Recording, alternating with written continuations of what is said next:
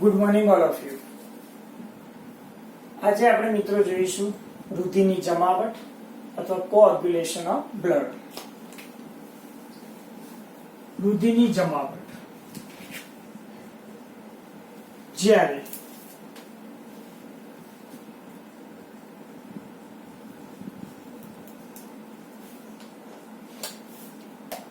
જ્યારે તમારી આંગળી પર ઘા લાગે છે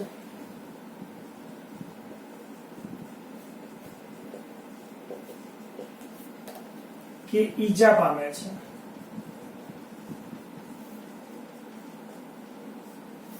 જ્યારે તમારી આંગળી પર ઘા લાગે છે કે ઈજા પામે છે ત્યારે રુધિર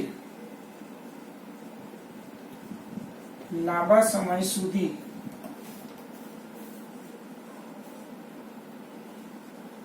વ્યય પામતું નથી. આપણને ખબર છે કે આપણને આંગળીમાં વાગે છે ત્યારે લોહી હંમેશા શું છે, બહાર આવે છે. તો લોહી કે બહુ લાંબા સમય સુધી બહાર નહીં આવે. તો આંગળી પર જ્યારે ઘા લાગે છે કે ઈજા થાય છે ત્યારે રુધિર લાંબા સમય સુધી વ્યય પામતું નથી. તો લાંબા સમય સુધી વ્યય પામતું નથી તો શું થાય છે કે થોડા સમય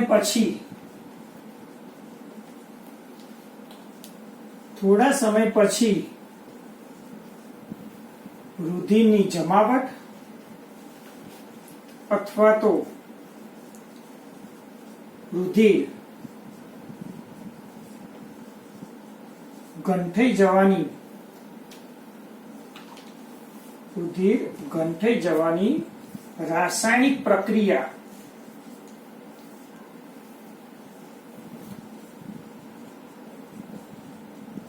રુધિર ગંઠાઈ જવાની રાસાયણિક પ્રક્રિયાની શું થાય છે, શરૂઆત થાય છે. આપણને આંગળી પર વાગે, લોહી બહાર આવે તો લોહી લાંબા સમય સુધી એ રુધિર આપણા શરીરમાંથી વ્યય પામતું નથી. થોડા સમય પછી એ રુધિર બહાર આવતું બંધ થઈ જાય છે. એટલે આપણે કહીએ કે ભાઈ રુધિરની શું થાય છે, જમાવટ થાય છે, અથવા રુધિર શું થાય છે, ગંઠાઈ જાય છે. તો રુધિરનું ગંઠાઈ જવું એક રાસાયણિક પ્રક્રિયાની એક શરૂઆત તરીકે હંમેશા આપણને જોવા મળશે. તો આ જે રુધિર ગંઠાઈ જવાની જે પ્રક્રિયા થઈ, તો જ્યારે આપણને ઈજા અથવા ઘા થાય છે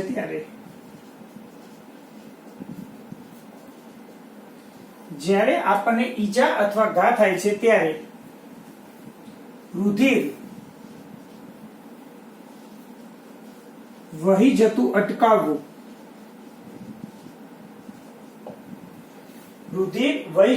અટકાવવાની પદ્ધતિ છે.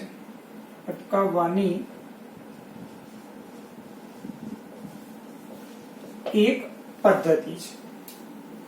તો ઈજા અથવા ઘા થાય છે તો રુધિર એ બહાર નીકળતું બંધ થઈ જાય છે. એક અટકાવવા માટેની પદ્ધતિ છે. જ્યારે આપણને ઈજા અથવા ઘા થાય છે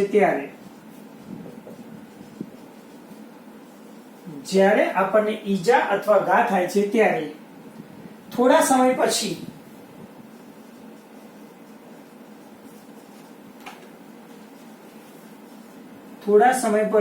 લાલાશ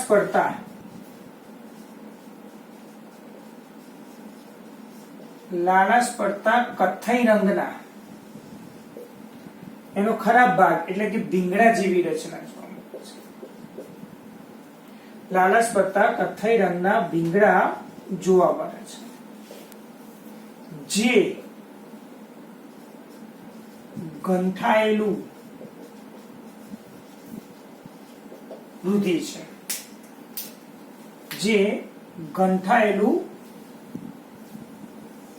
છે. અને તેમાં મૃત અને ક્ષતિગ્રસ્ત સંગઠિત પદાર્થો એ ફસાય છે. તો મૃત અને ક્ષતિગ્રસ્ત સંગઠિત પદાર્થો ફસાય છે. એટલે કે ફાઇબ્રિનના તંતુઓનું ફાઇબ્રિનના તંતુઓનું જારું રચાય છે. ફાઇબ્રિનના તંતુઓનું જારું રચાય છે. તેમાં મૃત અને ક્ષતિગ્રસ્ત સંગઠિત પદાર્થો, એક ઉદાહરણ લઈએ એટલે કે રક્તકણ ફસાય છે અને રુધિર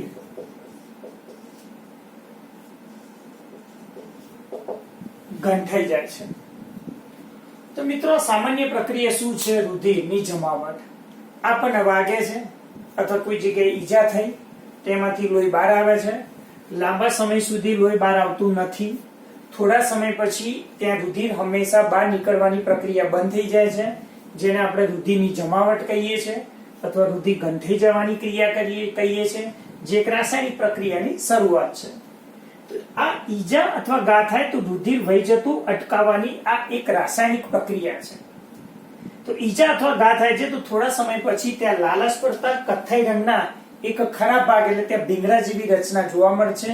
જે લાલચ પડતો કથ્થાઈ ભાગ છે, એક પ્રકારનો કયો ભાગ છે? તે ગંઠાયેલા રુધિરનો જ એક ભાગ તરીકે આપણને જોવા મળશે, જેની અંદર મૃત અને ક્ષતિગ્રસ્ત સંગઠિત પદાર્થો આપણને ત્યાં ફસાયેલા જોવા મળશે. સંગઠિત પદાર્થો એટલે કે એમાં રક્તકણો ફસાઈ જાય છે. તો ત્યાં શું બની જાય છે કે વાગે છે ત્યાં ફાઇબ્રિનના તંતુઓની જાળી જેવી રચના બની જાય છે. આપણને જ્યારે માન લો કે દર્શાય કે કોઈ જગ્યાએ વાગે છે તો ત્યાં ફાઇબ્રિનના તંતુઓની જાળી જેવી રચના બની જાય છે. આ રીતે ફાઇબ્રિનના તંતુઓની જાળી જેવી રચના ત્યાં બની જાય છે. અને જાળી જેવી રચના બની જાય છે તો એમાં રક્તકણો, સંગઠિત પદાર્થો, જે સંગઠિત પદાર્થો છે એટલે કે એની અંદર આરબીસી એટલે કે રક્તકણો, આને આપણે દર્શાવીશું ફાઇબ્રિનના તંતુઓનું જાળું. તો પહેલા ત્યાં જારા જેવી રચના બને છે, એમાં રક્તકણો હંમેશા ફસાઈ જાય છે અને ત્યાર પછી રુધિર હંમેશા શું છે? ગંઠાઈ જવાની પ્રક્રિયા થતી આપણને જોવા મળશે. તો આના પછી આપણે મિત્રો જોઈએ કે ભાઈ રુધિર ગંઠાવાની પ્રક્રિયા કેવી રીતે થાય છે. આના પછી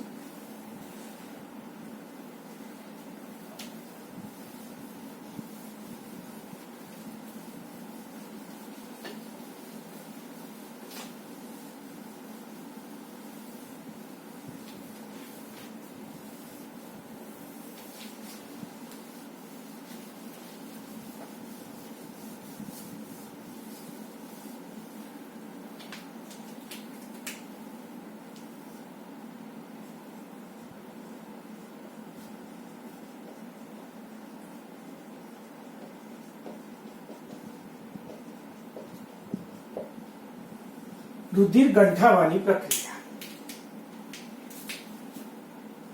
હમણાં આપણે શીખી ગયા કે ભાઈ ઈજા અથવા ઘા થાય છે ત્યારે જ્યારે આપણને ઈજા અથવા ઘા થાય ત્યારે સૌપ્રથમ દોડતું એમાંથી રુધિર કણિકાઓ, એટલે બીજું નામ આપણે કહીએ કે ભાઈ ત્રાક કણિકાઓ બહાર આવે. જ્યારે આપણને વાગે છે, ઈજા થાય છે તો લોહી બહાર આવે, તેમાં સૌથી પહેલા ત્યાં જે આપણને ઈજા થાય તો ત્યાં રુધિર કણિકાઓ દોડી જાય. રુધિર કણિકાઓ દોડી જશે તો ત્યાં રુધિર કણિકાઓ એ સક્રિય થશે. રુધિર કણિકાઓ સક્રિય થશે ત્યાર પછી રુધિર કણિકા પીગળી જશે અને ત્યાર પછી એ થ્રોમ્બોપ્લાસ્ટિનનું નિર્માણ કરશે.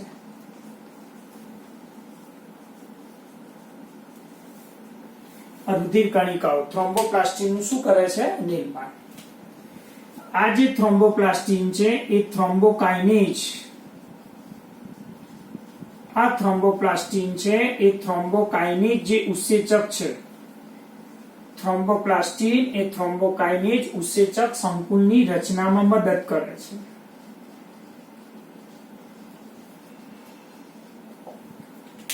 હવે આ સંકુલ રુધિર રસમાં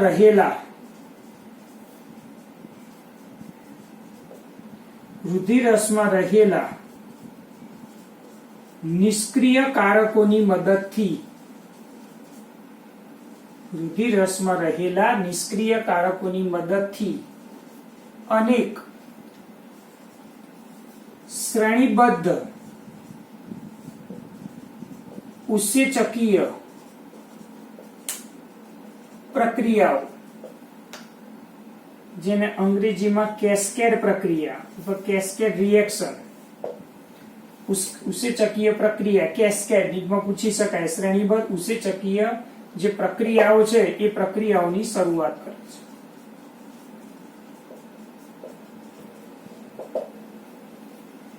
હવે આ ઉત્સેચકીય પ્રક્રિયાઓની શું કરે છે? શરૂઆત કરે છે.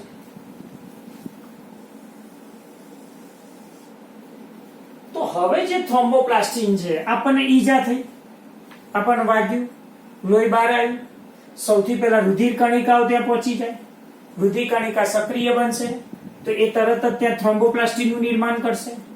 થ્રોમ્બોપ્લાસ્ટિન એ થ્રોમ્બોકાઇનેજ ઉત્સેચક સંકુલની રચનામાં મદદ કરશે. આ સંકુલ, આ ઉત્સેચકીય સંકુલ રુધિર રસમાં રહેલા નિષ્ક્રિય કારકો કેટલા? 13 કારકો. 13 કારકો રુધિર રસમાં હોય અને એ નિષ્ક્રિય સ્વરૂપે હોય. આ કારકો ક્યાં આવેલા હોય? રુધિરમાં હોય, અને રુધિરમાં આવેલા હોય અને કેવા હોય? નિષ્ક્રિય હોય. યાદ રાખજો, 13 કારકો નિષ્ક્રિય કારકોની મદદથી અનેક શ્રેણીબદ્ધ ઉત્સેચકીય પ્રક્રિયા એટલે કે કેસ્કેડ રિએક્શનની અહીંયા શરૂઆત થતી આપણને જોવા મળશે. તો જ્યાં આપણને ઈજા થઈ ત્યાં પેશીય થ્રોમ્બોપ્લાસ્ટિનનું નિર્માણ કરે છે. અહીંયા ઈજા થઈ એટલે થ્રોમ્બોપ્લાસ્ટિનનું નિર્માણ ખરું, અથવા તો આપણે આવું પણ લખી શકીએ કે ભાઈ પેશીય થ્રોમ્બોપ્લાસ્ટિનનું હંમેશા શું છે? નિર્માણ થતું આપણને જોવા મળશે. તો હવે આ થ્રોમ્બોપ્લાસ્ટિન આ થ્રોમ્બોકાઇનેજ ઉત્સેચકની સંકુલની મદદથી હવે આ કયા પ્રકારની પ્રક્રિયા કરશે? તો હવે આપણે જોઈએ. અહીંયા આપણે શું બનાવ્યું? ઉત્સેચકીય પ્રક્રિયા સંકુલ અથવા તો કાસ્કેડ રિએક્શન. તો હવે શું થાય છે અહીંયા? તો અહીંયા પ્રક્રિયા થશે કે ભાઈ રુધિર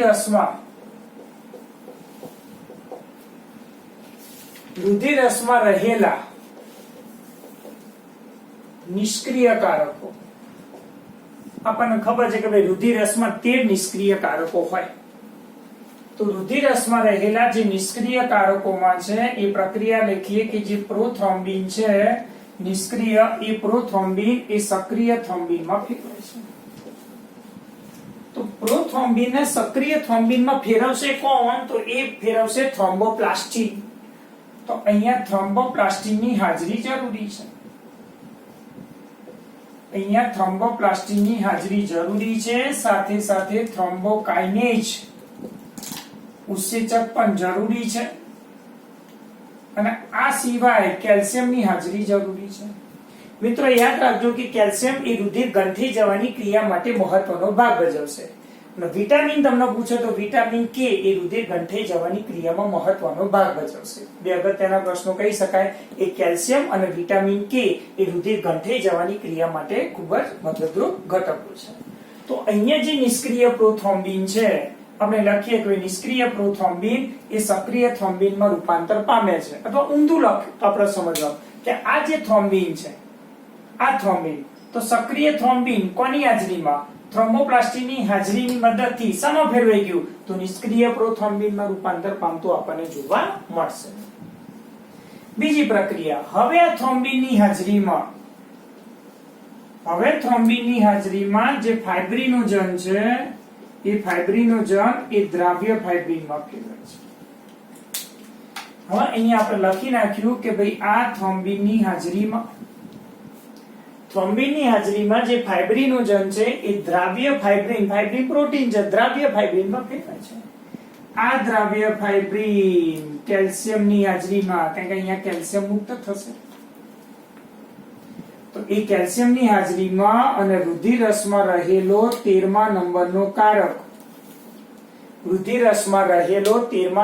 કારક, FSF ફાઇબ્રિન સ્ટેબિલાઇઝિંગ ફેક્ટર, એ કારકની મદદથી આ દ્રાવ્ય ફાઇબ્રિન એ સ્થાયી ફાઇબ્રિનમાં ફેરવાય છે. તો દ્રાવ્ય ફાઇબ્રિન એ સ્થાયી ફાઇબ્રિનમાં હંમેશા ફેરવાય છે.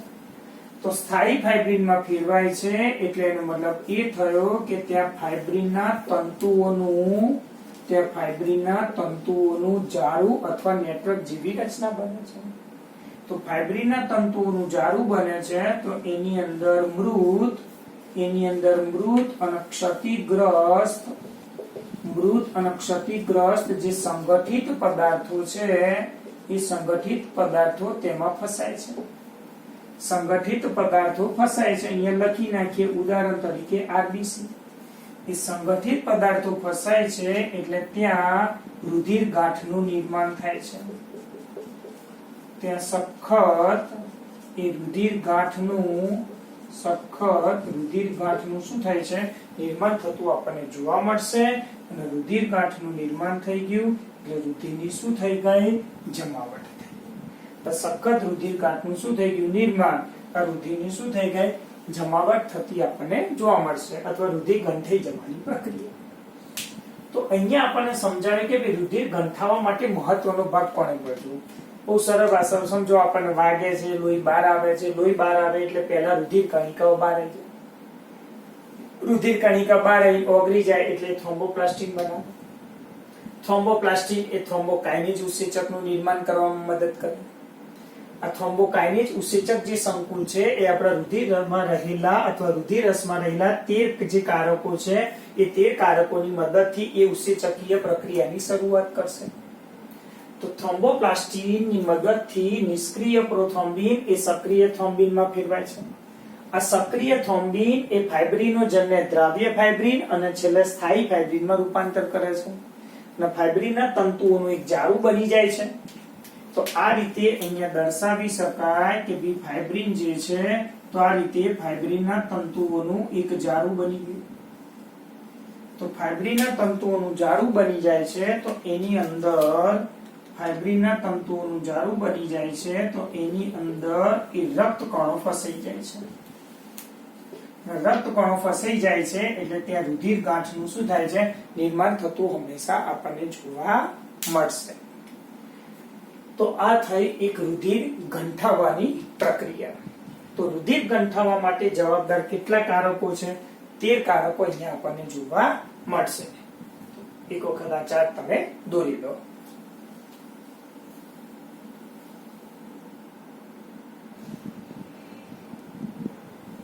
રુધિરની જમાવટ વિશે આપણે શીખી ગયા મિત્રો.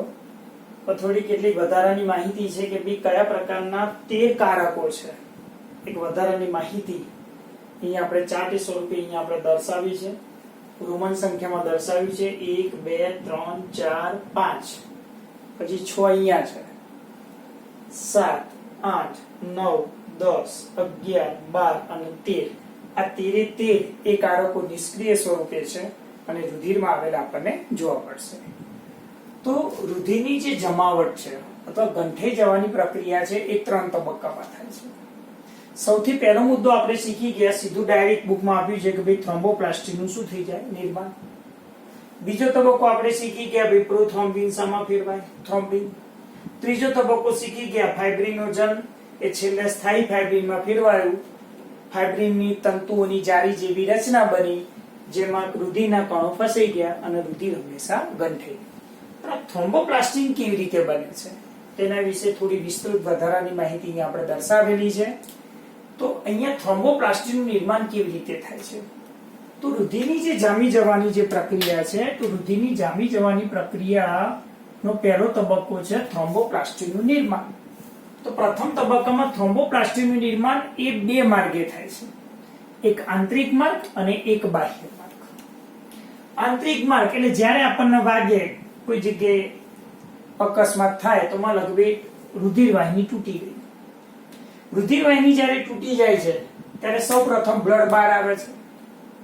તો આપણે સૌપ્રથમ કીધું ભાઈ રુધિર કણિકા બહાર હશે, રુધિર કણિકાઓ બહાર આવશે તે પીગળી જશે અને આપણે સીધું ડાયરેક્ટ કીધું ભાઈ થ્રોમ્બોપ્લાસ્ટિનનું નિર્માણ થશે. રુધિર કણિકાઓ જ્યારે પીગળી જાય છે ત્યારે રુધિર કણિકાઓ પીગળી ગયા પછી રુધિરની અંદર રહેલા જે કારકો છે 13 કારકો, તો એ 13 કારકો ભેગા થઈને કાસ્કેડ પ્રક્રિયા દર્શાવે છે, અનેક શ્રેણીબદ્ધ. તો કઈ પ્રક્રિયાઓમાં જ્યારે તૂટેલી રુધિર વાહિનીમાં જ્યારે રુધિર બહાર આવે છે ત્યારે સૌપ્રથમ 12મા નંબરનો હેગમેન કારક સૌપ્રથમ સક્રિય થાય છે. ખાલી નંબર જ યાદ રાખવાના. 12મા નંબરનો હેગમેન કારક.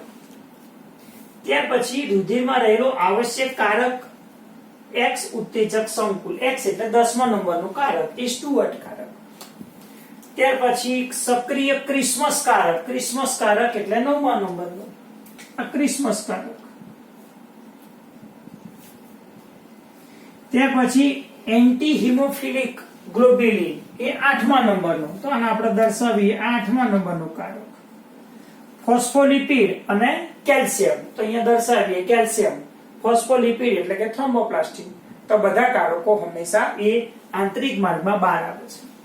તેવી રીતે બાહ્ય માર્ગમાં જ્યારે રુધિરની બાહ્ય સપાટીની વાત કરીએ કે જ્યારે પેશી ઈજાગ્રસ્ત પામે, તો પેશીને જ્યારે ઈજા થાય છે, પેશીને મિત્રો આ રુધિર તૂટે, અહીંયા રુધિર વાહિની હતી, પેશીને ઈજાગ્રસ્ત થાય છે ત્યારે ફોસ્ફોલિપિડ પ્રોટીન સંકુલ એટલે કે 3જા નંબરનું કારક થ્રોમ્બોપ્લાસ્ટિન અને 7મા નંબરનું કારક પ્રોકોન્વર્ટિન.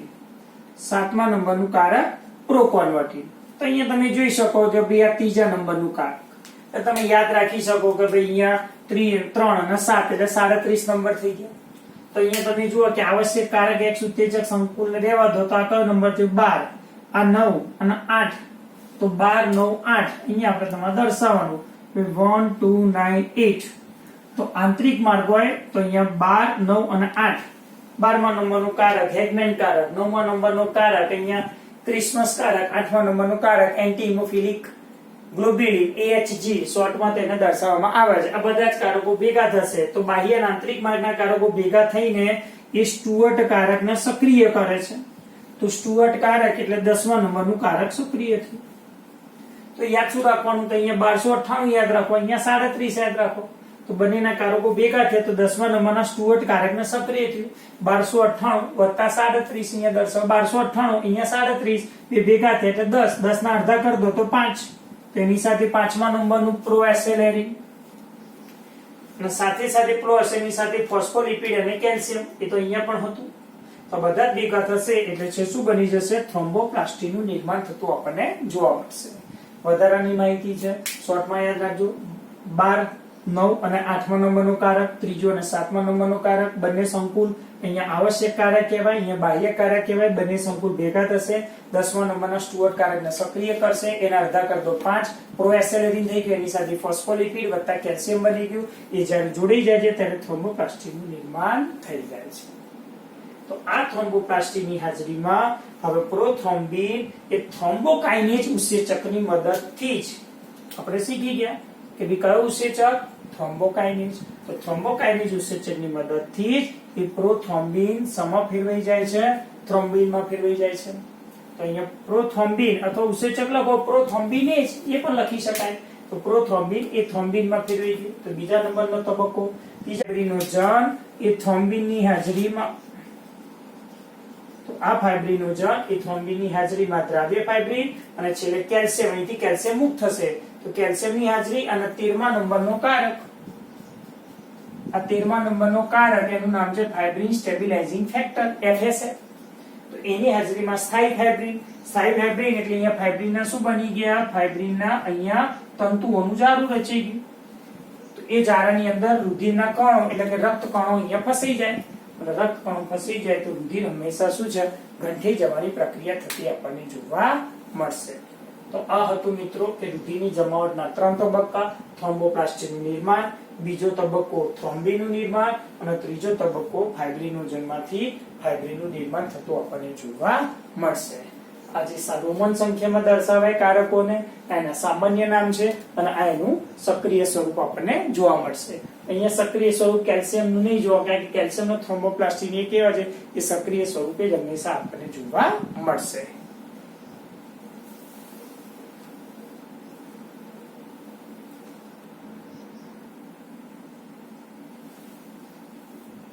એના પછીનો પ્રશ્ન છે લસિકા પેશીયજર. લસિકા એટલે લિમ્ફ, પેશીયજર એટલે ટિશ્યુ ફ્લુઇડ. મિત્રો તમારી સામે એક આકૃતિ દર્શાવી છે. તો આકૃતિ શું છે પહેલા એ સમજી લઈએ. આપણે ઉચ્ચ કક્ષાના પૃષ્ઠવંશી પ્રાણીઓ છીએ એટલે આપણામાં બંધ પ્રકારનું રુધિરાભિસરણ તંત્ર હોય. બંધ પ્રકારનું રુધિરાભિસરણ તંત્ર એટલે કે એક બાજુ ધમની અને બીજી બાજુ શિરા, એટલે કે રુધિર હંમેશા બંધ નળીઓમાં જ વહન પામે અને બંધ પ્રકારનું રુધિરાભિસરણ તંત્ર કહેવાય. અહીંયા રુધિરાભિસરણ તંત્રની સાથે સાથે એનું અહીંયા સહાયક તંત્ર તરીકે મેં લસિકા તંત્ર અહીંયા દોર્યું છે. આકૃતિમાં સમજી લઈએ કેવી રીતે અહીંયા દર્શાવ્યું છે. કે સૌથી પહેલા આકૃતિ તમે જુઓ બરોબર ધ્યાનથી કે ભાઈ આ ધમની બતાવી છે. ધમનીની આ શાખા ધમનિકા છે, ધમનિકાની શાખા કેશિકા છે, કેશિકાઓ ભેગી થાય તો શિરિકા બને, શિરિકા ભેગી થાય તો શિરા બને, અને શિરાઓ ભેગી થાય તો છેલ્લે શું બને? મહાશિરા. અને તમે શીખી ગયા 10મા ધોરણમાં કે મહાશિરા એ હંમેશા રુધિર ક્યાં લઈ જશે? તે હૃદયમાં રુધિર પહોંચાડશે. તો આ થયું બંધ પ્રકારનું રુધિરાભિસરણ તંત્ર. હવે આપણો પ્રશ્ન છે કે ભાઈ લસિકા અને કૌંસમાં લખ્યું છે પેશીય છે. કૌંસમાં એટલા માટે લખ્યું કે બંને પ્રવાહી એક જ છે, તો બંનેના સ્થાન કેવા છે? જુદા જુદા. તો સ્થાનના આધારે એનું નામ અહીંયા દર્શાવવામાં આવ્યું છે. સૌથી પહેલું આપણે દર્શાવ્યું છે કે ભાઈ લસિકા કોને કહેવાય. તો આકૃતિમાં તમે અહીંયા જુઓ કે મેં દર્શાવ્યું છે આ કોષો છે, પેશી કોષો. તો પેશી કોષોની આસપાસ, તો અહીંયા આજુબાજુમાં તમે જુઓ આ રુધિર કેશિકાની દીવાલ છે. તો રુધિર કેશિકાની દીવાલમાંથી કેટલાક ઘટકો બહાર આવે છે, જેમ અહીંયા દર્શાવે છે ઓક્સિજન, પોષક દ્રવ્યો, પાણી, લસિકા કણ. રુધિર કેશિકાની અંદર શું ભરેલું હોય? તો રુધિર. તો રુધિરમાંથી શું બહાર ના આવે? નીટ એવું પૂછે તો તમારે યાદ રાખવાનું કે મોટા કદના જે પ્રોટીન છે એ ક્યારેય બહાર આવી શકતા નથી. રુધિર કેશિકામાંથી મોટા કદના જે પ્રોટીન છે એ ક્યારેય બહાર આવતા નથી. બીજો જવાબ, કેટલાક રુધિર કોષો પણ બહાર આવતા નથી, જેવા કે રક્તકણ. તો અહીંયા પેશી કોષોની આસપાસ રુધિર કેશિકાની પાતળી દીવાલ એટલા માટે કે એક જ પડની બનેલી હોય, અને એ પડનું નામ છે લાદીસમ અધિચ્છદ. કારણ કે ધમની અને શિરાનો આપણે છેદ આગળ જોઈશું, તો ધમની અને શિરાનો જ્યારે છેદ જોઈશું ત્યારે એની દીવાલ હંમેશા 3 પડની બનેલી હોય, પણ કેશિકાની દીવાલ માત્ર એક જ પડની બનેલી છે. તો રુધિર કેશિકાની દીવાલમાંથી બહારની તરફ કેટલાક જે ઘટકો છે, મોટા કદના પ્રોટીન અને રક્તકણ સિવાયના જે ઘટકો છે રુધિર કેશિકાની પાતળી દીવાલમાંથી બહાર આવે છે. તો કોની આજુબાજુમાં આવે છે? તો આ પેશી કોષોની આજુબાજુમાં આ પ્રવાહી બહાર આવ્યું. ક્યાંથી પ્રવાહી બહાર આવ્યું? રુધિર કેશિકાની દીવાલમાંથી બહાર આવ્યું. હવે એ જ પ્રવાહીને અહીંયા શું નામ આપી દીધું? પેશીય જળ. આપણને ખબર છે રુધિર કેશિકાની અંદર શું ભરેલું હતું? રુધિર. તો રુધિરની અંદર કયું પ્રવાહી હોય? રુધિર રસ. તો એનો મતલબ એ થયો કે રુધિર કેશિકામાંની દીવાલમાંથી જે પ્રવાહી બહાર આવ્યું એ જ પ્રવાહીને આપણે પેશી કોષોની આજુબાજુમાં આવ્યું, તો એને આપણે શું નામ પાડી દીધું? પેશીય જળ. તો પેશીય જળ જોવા જઈએ તો રુધિરમાં રહેલું એ રુધિર રસ જેવું જ હંમેશા બંધારણ ધરાવતું આપણને જોવા મળશે. તો આકૃતિમાં જુઓ કેવી રીતનું છે કે આ ધમની છે, તો ધમમાં લો કે ભાઈ અહીંયાથી રુધિરનું પરિવહન થાય છે. રુધિર એ પેશીઓની રુધિર કેશિકામાંથી પસાર થાય છે. રુધિર કેશિકાની દીવાલ પાતળી છે, તે રુધિર કેશિકાની દીવાલ તૂટી જાય છે, તેમાંથી કેટલાક ઘટકો હંમેશા બહાર આવે છે. ક્યાં આવે છે? તો પેશી કોષોની આજુબાજુમાં આ ખાલી જગ્યામાં હંમેશા પ્રવાહી બહાર આવે છે. તેને પેશીય જળ અથવા તો આંતરકોશીય જળ તરીકે તેને દર્શાવી શકાય. પેશીય જળ અથવા તેને શું કહેવાય? આંતરકોશીય જળ તરીકે હંમેશા તેને દર્શાવવામાં આવે છે. તો આ પેશી કોષોની આજુબાજુમાં રહેલું જે પ્રવાહી એને પેશીય જળ કીધું. તો પેશીય કોષો એ પેશીય જળ પ્રસરણની પ્રક્રિયા દ્વારા પ્રાપ્ત કરે છે. જેમ કે અહીં લખ્યું કોષોએ શું પ્રાપ્ત કર્યું? માં લગે પોષક દ્રવ્ય, એટલે મેં લખ્યું G એટલે ગ્લુકોઝ. કોષોને ગ્લુકોઝ મળ્યો, કોષોને ઓક્સિજન મળ્યો. તો 10મા ધોરણમાં શીખી ગયા કોષોને ગ્લુકોઝ અને ઓક્સિજન મળે તો કોષો જારક શ્વસન કરે. જારક શ્વસન કરે એટલે ગ્લુકોઝનું દહન થશે. ગ્લુકોઝનું દહન થાય તો શું બને? CO2 + H2O. તે રીતે અહીંયા પોષક દ્રવ્ય છે તો કોષોએ ચયાપચયની ક્રિયા તરીકે એનો ઉપયોગ કરશે. તો પોષક દ્રવ્યની સામે શું બનાવશે? તો ઉત્સર્ગ દ્રવ્ય બનાવશે. જેવા કે ઉદાહરણ તરીકે દર્શાવીએ કે એમોનિયા, યુરિયા, યુરિક એસિડ વગેરે જેવા નકામા ઘટકો. તો આ જે નકામા ઘટકો છે એ CO2 એ નકામા ઘટકો એ પેશી કોષોમાંથી પ્રસરણ દ્વારા બહાર આવે છે. હવે એ નકામા ઘટકો આગળ ક્યાં જશે? તો આગળ મેં દર્શાવ્યું છે આ જે વાહિકાઓનું જાળું છે જેને લસિકા તંત્ર કહેવાય. હવે પેશીય જળ આગળ ક્યાં જશે? તો એ લસિકા તંત્રમાં દ્વારા આગળ વહન પામશે. ક્યાં? તો એ છેલ્લે હૃદયમાં પાછું જશે. તો હવે તમે આકૃતિમાં તમે જોઈ શકો છો કે ભાઈ આ લસિકા વાહિની છે. લસિકા વાહિની પહેલા શું બની જાય? કે લસિકા વાહિકા બને. તો લસિકા વાહિકામાંથી લસિકા વાહિની છે તેમને શું ગ્રહણ કર્યું તો પેશીય જળ. આ પેશીય જળ અહીંથી શું બહાર આવ્યું CO2, બીજું શું બહાર આવ્યું ઉત્સર્ગ દ્રવ્યો. તો આ CO2 ઉત્સર્ગ દ્રવ્ય અને પેશીય જળ એ લસિકા વાહિનીમાં પ્રવેશે છે. જ્યારે આ પ્રવાહી લસિકા વાહિનીમાં પ્રવેશે છે ત્યારે આપણે એને પેશીય જળ ન કહેતા હવે આપણે એને શું કહેવાનું લસિકા. તો તમે જો બંને પ્રવાહી છે તો એક જ, પણ બંનેના સ્થાનના આધારે એનું નામકરણ કરેલું છે. માટે અહીંયા લખ્યું છે લસિકાના કૌંસમાં પેશીય જળ. તો બંનેનું સ્થાન જુદું છે, પ્રવાહી એક જ છે. પેશી કોષોની આજુબાજુમાં પ્રવાહી હોય તો એને શું કહેવાય પેશીય જળ, અને લસિકા વાહિનીમાં રહેલું પ્રવાહી હોય તો એને શું કહેવાય લસિકા. પેશીય જળનું બંધારણ કોના જેવું હોય તો રુધિરમાં રહેલા રુધિર રસ જેવું બંધારણ ધરાવતું આપણને જોવા મળશે. તો આ લસિકા અને રુધિર વચ્ચે શું ફરક તો યાદ રાખજો કે રુધિરની અંદર હમણાં જ આપણે કીધું કે મોટા કદના પ્રોટીન અને રક્તકણો આમાંથી બહાર આવતા નથી. તેનો મતલબ છે કે રુધિરમાં મોટા કદના જે પ્રોટીન છે, રુધિર ગંઠાઈ જવા માટેનું જે પ્રોટીન છે, ખાસ કરીને રુધિરમાં પ્રોટીન વધારે હશે તેની સરખામણીમાં લસિકામાં પ્રોટીન કેવા હશે ફાઇબ્રિનોજન જેવા પ્રોટીન ઓછા હશે. ઊંધું વિચારો કે લસિકામાં ઉત્સર્ગ દ્રવ્ય કેવા હશે વધારે, તો રુધિરમાં ઉત્સર્ગ દ્રવ્ય કેવા હશે તો ઓછા પ્રમાણમાં. તો અહીંયા જે આ લસિકા છે તો એ લસિકા એ રંગવિહીન પ્રવાહી છે. લસિકા એ રંગવિહીન પ્રવાહી છે. લસિકા રંગવિહીન પ્રવાહી પણ એ શ્વેતકણ ધરાવતું રંગવિહીન પ્રવાહી છે. શ્વેતકણ ક્યાં છે તો આ રહ્યું શ્વેતકણ. તો આ લસિકા કણ એક પ્રકારનું શું છે શ્વેતકણ. આપણે શીખી ગયા શ્વેતકણના બે પ્રકાર, કણિકામય, કણિકાવિહીન. કણિકાવિહીનમાં શીખી ગયા બે પ્રકાર. એક હતું લસિકા કણ જેને આપણે લિમ્ફોસાઇટ કીધું, બીજું હતું એક કેન્દ્રી કણ જેને આપણે મોનોસાઇટ કહેતા હતા. તો જ્યારે આ પ્રવાહી લસિકા વાહિનીમાં પ્રવેશે છે તો એને શું કહેવાય લસિકા. લસિકા એ રંગવિહીન પ્રવાહી છે જે શ્વેતકણ ધરાવતું પ્રવાહી છે. લસિકા વાહિનીમાંથી એ પ્રવાહી જ્યારે લસિકા ગાંઠમાંથી પસાર થાય છે ત્યારે આ લસિકા વાહિનીમાંથી પ્રવાહી જ્યારે લસિકા ગાંઠમાંથી પસાર થાય છે ત્યારે લસિકા ગાંઠની અંદર લસિકા કોષો અને ભક્ષક કોષો આપેલા છે. ત્યારે આ લસિકા ગાંઠની અંદર લસિકા કોષો અને શું આવેલા છે ભક્ષક કોષો આવેલા છે. તો લસિકા જ્યારે એમાંથી અહીંયા પસાર થાય છે, લસિકા જ્યારે પસાર થાય છે તો લસિકા ગાંઠમાં રહેલા લસિકા કોષો શું ઉત્પન્ન કરે છે તો લસિકા કણ ઉત્પન્ન કરે છે. તો અહીંયા લસિકા કણની મેં હાજરી દર્શાવી છે. શું દર્શાવ્યું છે લસિકા કણ.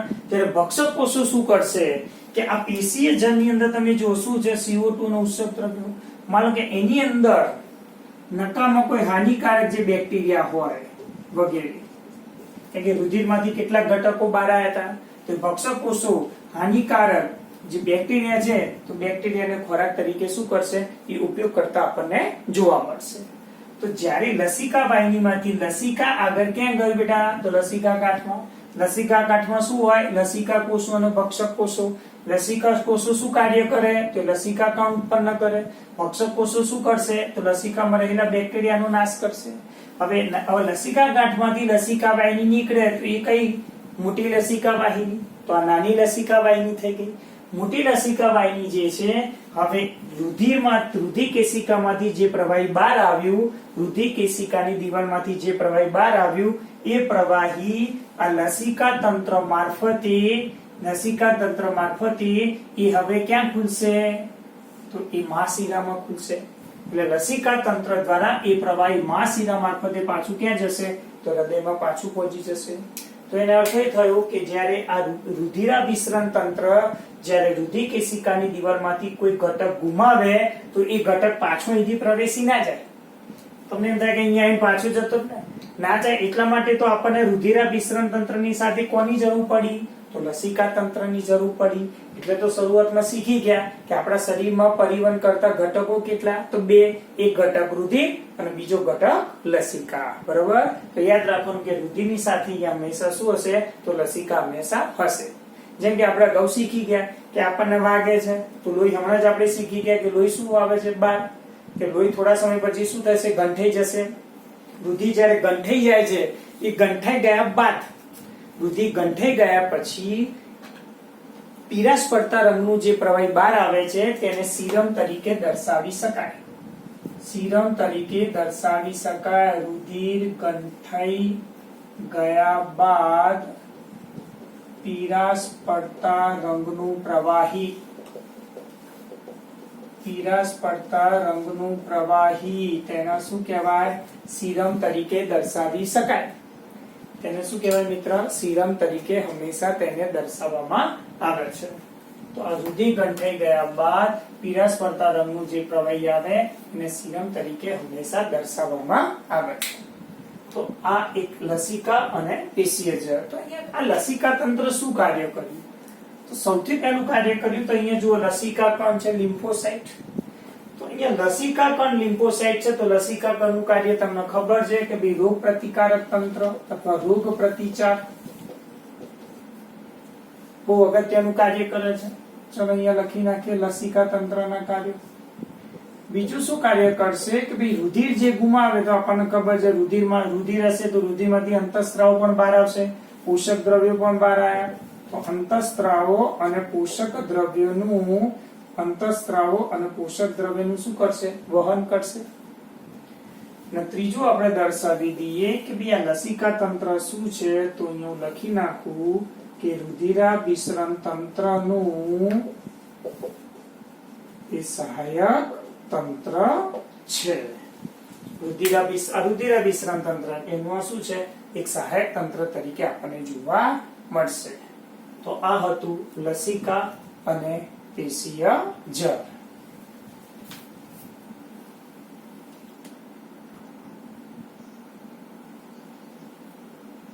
લસિકા અને પેશીય ઝર જોઈ ગયા. એના પછી એક પ્રશ્ન છે પરિવહન તંત્ર.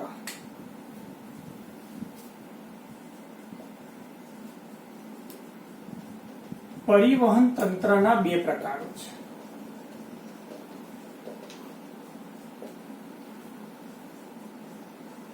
એક પ્રકાર છે ખુલ્લું પરિવહન તંત્ર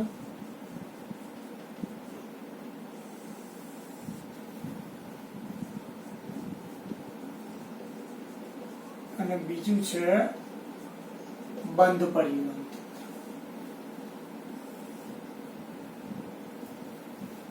એક છે ખુલ્લું પરિવહન તંત્ર અને બીજું છે બંધ પરિવહન તંત્ર. ખુલ્લું પરિવહન તંત્ર એ કયા પ્રાણીઓમાં હોય છે? તો સંધિપાદ અને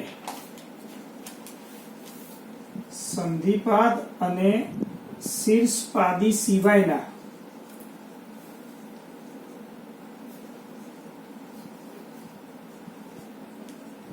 મૃદુકાય પ્રાણીઓમાં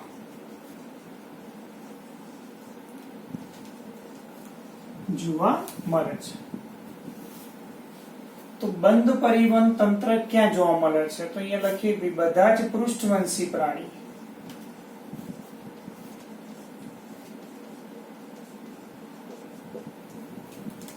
નુપુરક એટલે કે અરસ્યુ અને શીર્ષપાદી જેવા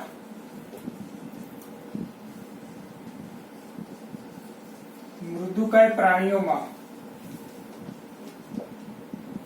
બંધ પરિવહન તંત્ર જોવા મળે છે.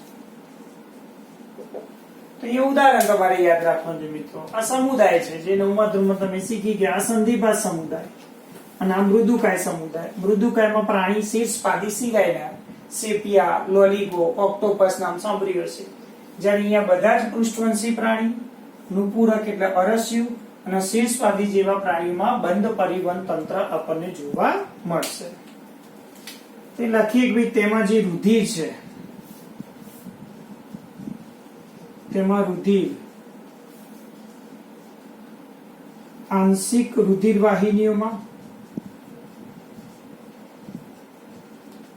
અને આંશિક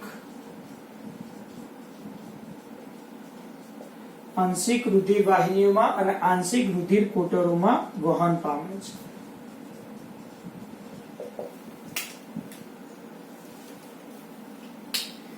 અહીંયા લખીએ કે તેમાં રુધિર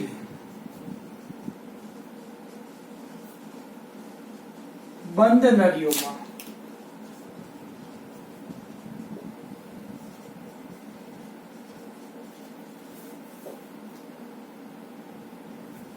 બંધ નળીઓમાં વહન પામે છે. તો આકૃતિ દ્વારા સમજીએ કે બંધ પરિવહન અને ખુલ્લું પરિવહન. અહીંયા દર્શાવી દઈએ બંધ અને ખુલ્લું પરિવહન.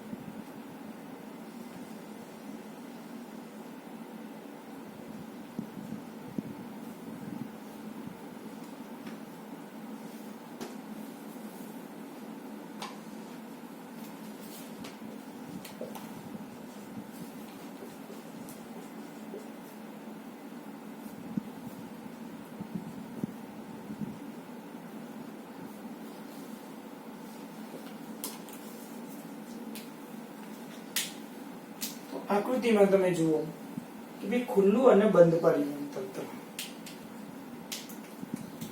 અહીંયા હૃદયમાંથી જે રુધિર છે તો હૃદયમાંથી રુધિર એ રુધિરવાહિની એટલે ધમની અને રુધિરવાહિની એટલે શું કહેવાય? શિરા. હૃદયમાંથી જે રુધિર છે એ રુધિર ધમની એટલે કે રુધિરવાહિની દ્વારા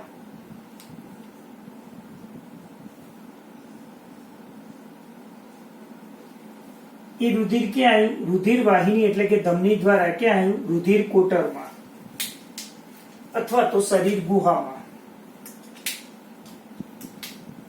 આટલો જે આ ભાગ દર્શાવ્યો આ ભાગ છે એ રુધિર કોટર. એટલે કે આપણે દર્શાવી દીધું કે ભાઈ શરીર ગુહા. તો અહીંયા જે રુધિર આવે છે શરીર ગુહામાં અપોલાન છે. અહીંયા રુધિર આવશે તો અહીંયા રુધિર એ શરીર ગુહામાં રુધિર ભરાય, શરીર ગુહામાં રુધિર ભરાય એટલે એને રુધિર કોટર કહેવાય. અને રુધિર કોટરમાંથી રુધિર એ પ્રસરણ દ્વારા પાછું ક્યાં જશે? હૃદયમાં. તો આને કહેવાય ખુલ્લા પ્રકારનું પરિવહન તંત્ર.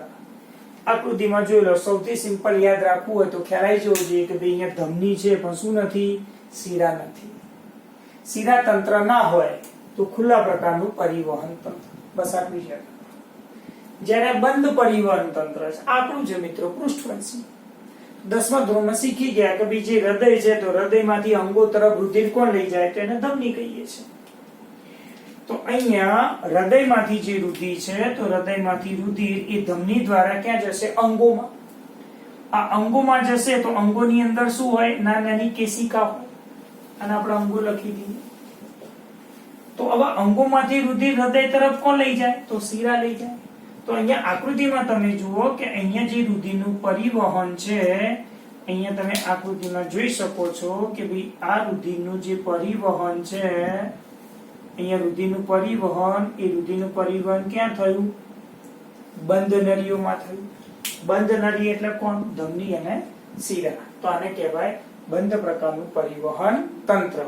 અને અહીંયા શિરા તંત્ર ના હોય તો આને શું કહેવાય?